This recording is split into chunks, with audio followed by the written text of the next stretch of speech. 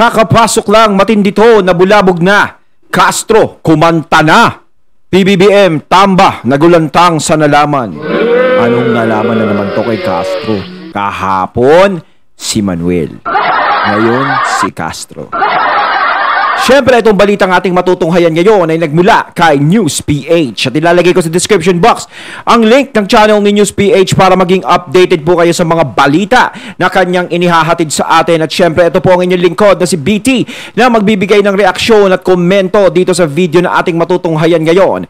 At huwag na natin pagtagalin at sabay-sabay na nating panoorin ang laman ng video na hatid sa atin ni News PH at bibigyan natin ng reaksyon ang balitang ito.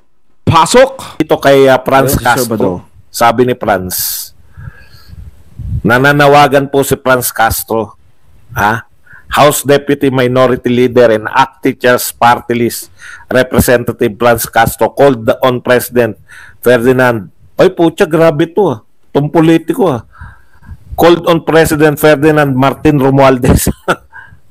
Aba! Call on President Martin Romualdez. No? Tama ba yung narinig ko? O baka si PBBM yung tinatawag niya? Si Tambi? President. Ba! Si Castro Nasip-sip ni. Nasip-sipin. Tindi President Ferdinand Martin Romualdez. Grabe tong politiko na to. Ginawa ng president si Romualdez. Baka nagkamali. Baka nagkamali lang yon, Sir Badong. Baka mamaya si President Marcos ang tinatawag niya na ano lang, parang namali lang, na ano lang. Pero takin mo, no? Ang tawag niya na kay, kung talagang totoo man yung sinasabi niya, ang tawag niya na kay Thumbs ay President na. Parang sure na talaga, Sure na sure. Talaga lang, talaga lang. Yan. Talaga sila kasi, naghahanap talaga sila na kung sino ang pwedeng kumonsinte sa lahat ng mga ginagawa nila. Diba? Iyan ang gusto ng mga yan Kumbaga kasi, sa mga Duterte, alam nila hindi sila uubra. Yung mga ganyang mga pakulo nila. Diba? Hindi kinukonsinti ng mga Duterte yan. No? Ngayon, syempre, doon sila sa kung sinong pwedeng makakonsinte yung ginagawa nila. Diba? Nakikita nila, nandito ang pag-asa. Kinakampihan tayo. Natural, kakampihan kayo. Siyempre, kinakalaban nyo si mga Duterte. No? Pati si BP Sara. Natural, siyempre, kailangan kayo. Diba? Hindi nyo ba nagigets? Bahala kayo. Pag yan naging presidente, sigurado ba kayo? Halimbawa, matalo si BP Sara sa 2028 o tumakbo halimbawa ang presidente. Tapos matalo si BP Sara sa 2028. O magpalagay natin na hindi na lang ganoon. Sa tingin nyo ba kukonsintihin kayo niyan? Pag yan ang nakaupo na sa pwesto? Baka mamaya pati yan reklamo nyo na rin. Siyempre alam kasi nila na kayo ang talagang number one enemy ng mga Duterte. Dito sa laban na to talaga, no? Is talagang gusto nila is lumilitaw o mapalitaw yung mga kalaban ng mga Duterte para yun ang ipangsanggalang nila sa mga Duterte. Diba? Kaysa sila yung pumutak, kaysa sila yung kumuda, sila yung gumawa na mahalata sila at maraming tao magagalit sa kanila, kayo na lang kasi sira na talaga kayo. Diba? Ibig ko sabihin sira na talaga yung pangalan nyo. Diba? Ferdinand Marcos, no? To officially reopen peace negotiations with National Democratic Front of the Philippines, NDFP. Alam mo, Franz Castro, ikaw mahilig ka magsalita ng red tagging.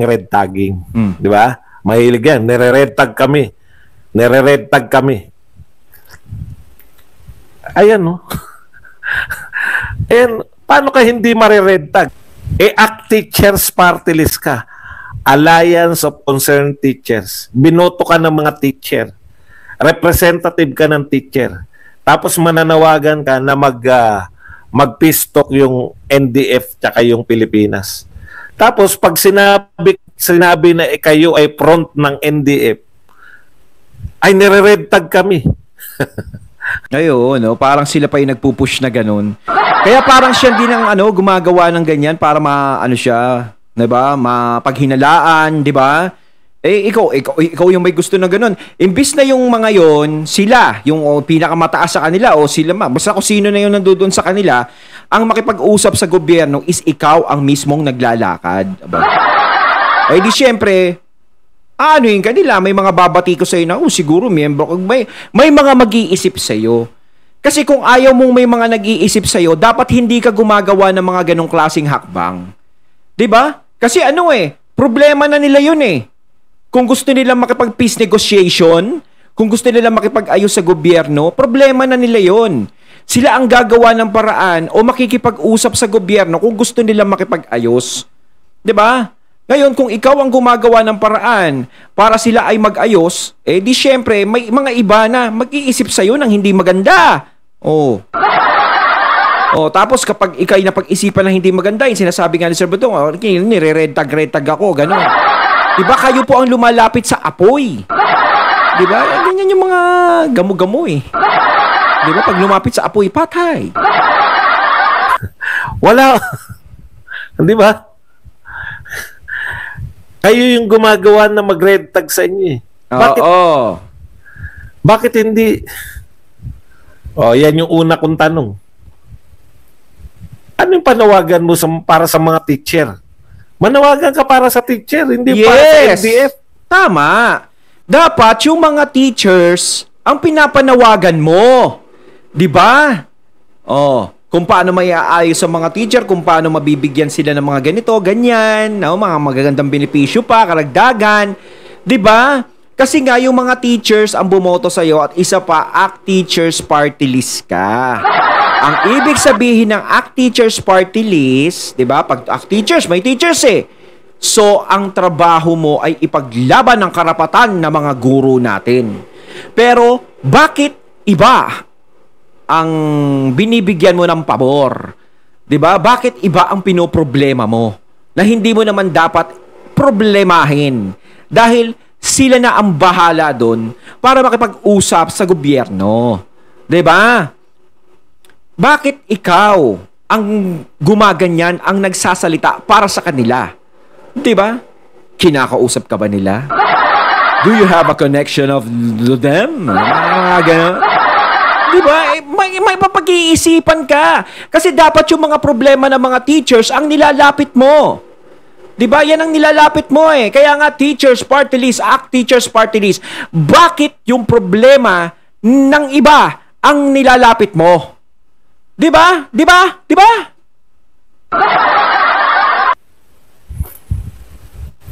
Huwag niyo raw kalimutan ng mga middle class. Correct. Pag ang middle class, nabuisit na. Hindi, baka gusto niya mabasa ko. Nabasa naman natin. Anong concern ng mga teacher yung pinanawagan mo sa Pangulo ng Pilipinas? Okay, para lang po siguro hindi tayo maligaw, no? Kasi ang sarap pakinggan, pistok. Ang sarap, bakit nga na lang hindi makipagpistok? Alam niyo po, sa mga hindi po nakasubaybay sa atin, sa mundo sa Pilipinas po, sa parte ng mundo na tinatawag na Pilipinas, mula po kay Cory Aquino, lahat ng Pangulo ng Pilipinas nakipagpistok diyan sa NDF. Ang tanong, natigil na po ba yung insurgency problem natin? Buwat nung 1986, hindi pa rin po.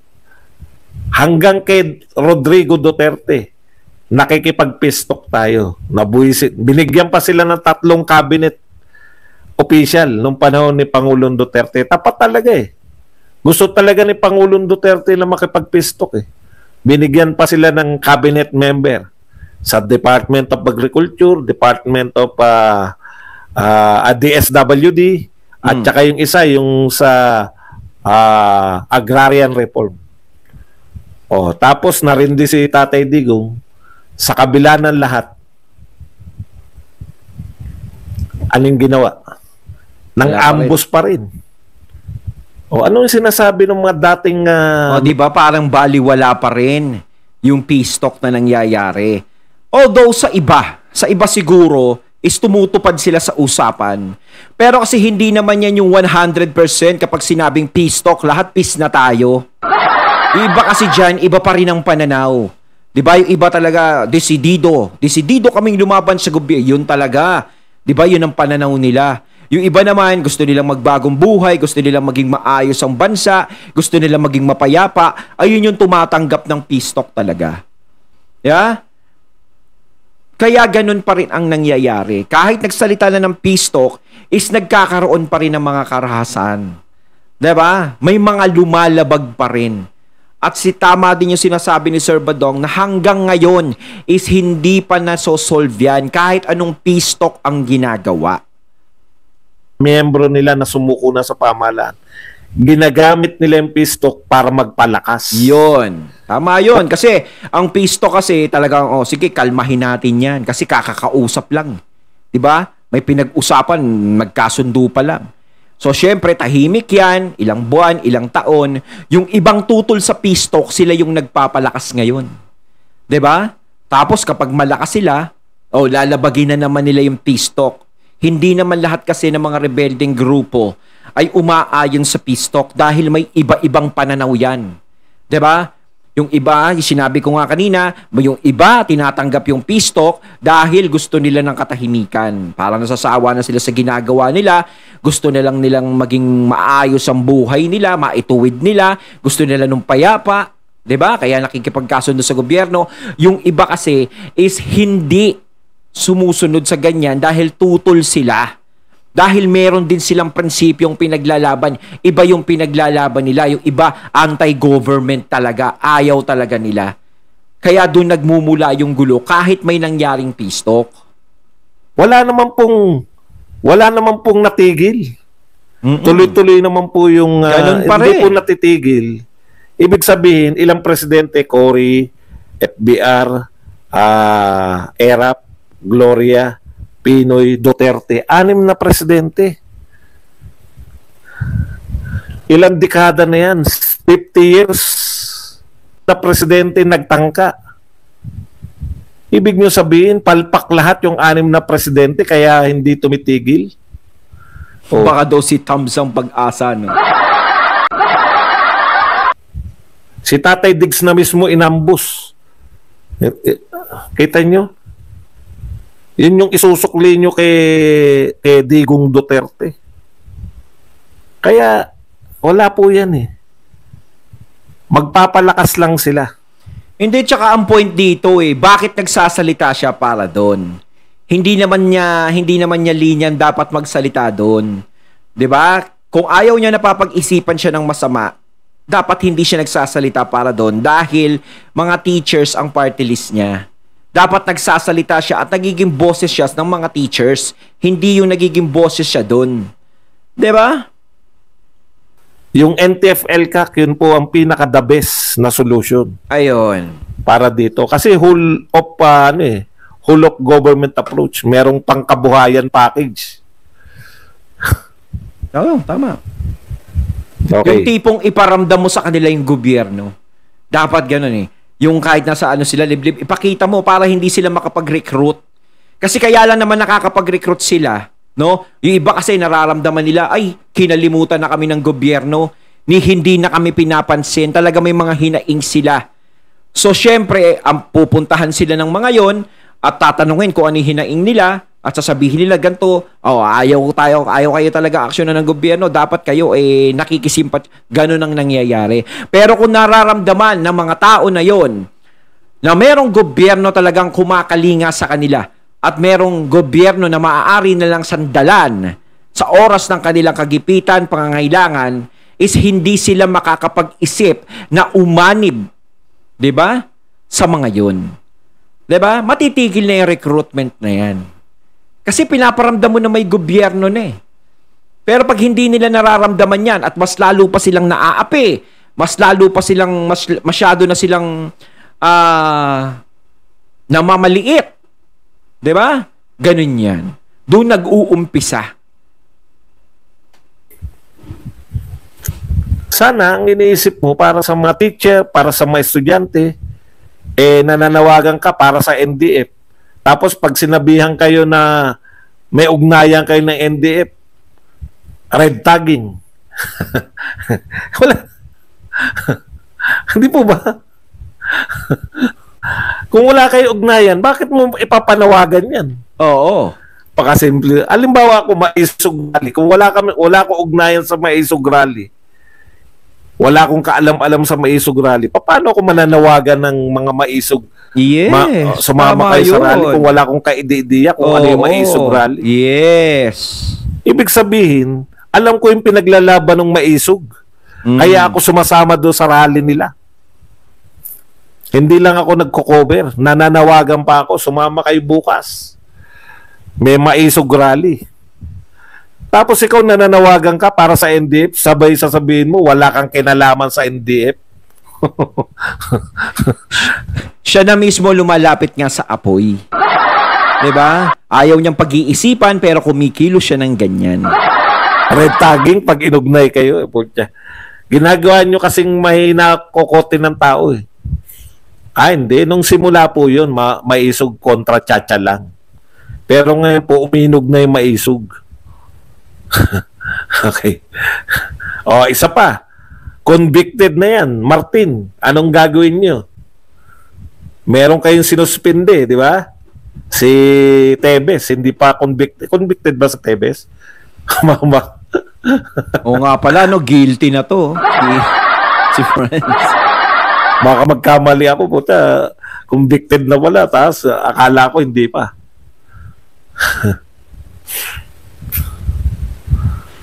Ano, boss Buzz, palpak yung anim? Ano yung anim?